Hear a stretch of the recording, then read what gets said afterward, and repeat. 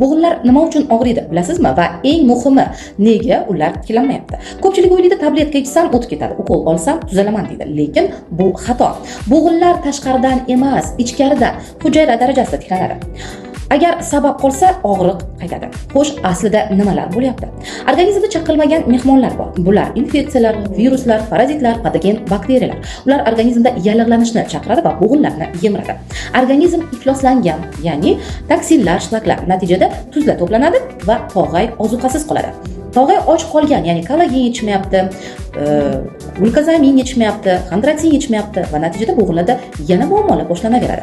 Immunitet pasayganda esa organizmda autoimmun jarayon boshlanadi. Organizm o'zini yemirishni boshlaydi. Doimiy stress esa gormonlar buzilishiga sabab bo'ladi. Bo'g'inlar ham bu borada aziyat chekadi.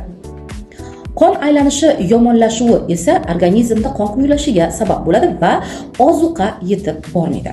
Shuning uchun faqat og'riqni bosish yechim emas. Nima qilish kerak? Eng birinchi qadam bu suv.